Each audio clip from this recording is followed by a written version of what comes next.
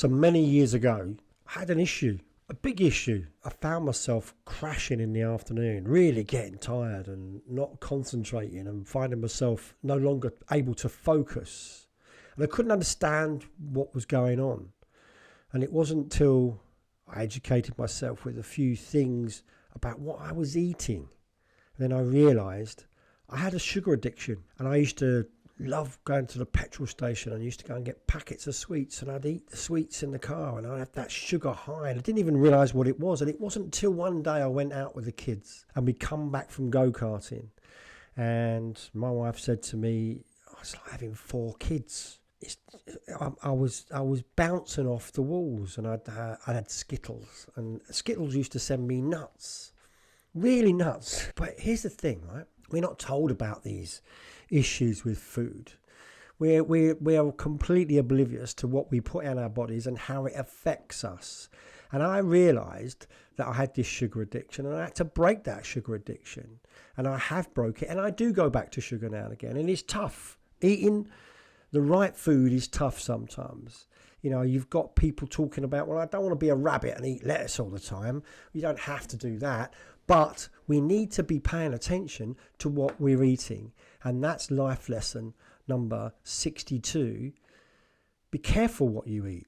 Be mindful of what you eat. I'm not talking here about going on a diet and cutting everything out. I'm just asking you to be aware of what you're putting into your body and what the damage it could be doing today. Because there should be health warnings on certain types of food. We aren't aware. It is not abundantly clear how dangerous some of the foodstuffs that we take in are. You know, even now, sugar-free stuff is probably just as bad for you as the sugar stuff. And you only have to look at the obesity across the world to see that we are changing as a species. You only have to go back 50 years and we didn't have that many obese people percentage of the population. It's increasing. I don't like the word obese, overweight, whatever you want to call it. But here's the thing, right? You don't want to be a monk, do you? Right? I mean, I don't drink, so that was a lifestyle choice of mine.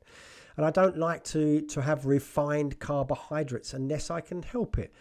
Sometimes I go through spates of having refined carbs. And the problem is the refined carbs are the cakes and the nice loaf of bread, and it's all soft and it's highly processed food. So I'm not saying don't eat it. What I am saying is be mindful about what you eat and be cautious about how much you eat, because food is designed to keep you eating. That's what the food companies want. They put things in their food to make it slightly addictive. And we're unaware of this. And when we're aware of it, we can then choose what to put in our bodies rather than we're oblivious to what we're putting in our bodies. We just see it's food, it's convenience. And this is where this all stems from. This is convenience. It's about keeping the food fresher for longer. Now, when I was a kid, I was a baker. And I saw the process of baking bread change dramatically over the few years that I was involved, from the sort of middle 70s when I was a Saturday lad through to when I left in the mid 1980s. I saw the whole process change. Faster mixers, and there were emulsifiers you applied, and certain products that you would put into the ingredients to give it a better shelf life, to make it softer. So it was all geared towards consumerism and profits, because the bottom line is if you can make a loaf of bread last longer, i.e. shelf life, it's less waste. So it was geared towards profits in the industry, and the whole industry's gone that way. Can't blame them. I'm a businessman myself. I understand you don't want the waste, but we have to be aware and we have to prepare ourselves with the information so we know what we're doing. Because I would not recommend the sugar addiction that I had. And mine was stemmed from childhood behaviour. And I was denied sweets and cakes and biscuits when I was a kid. So when I used to get them, I used to stuff them.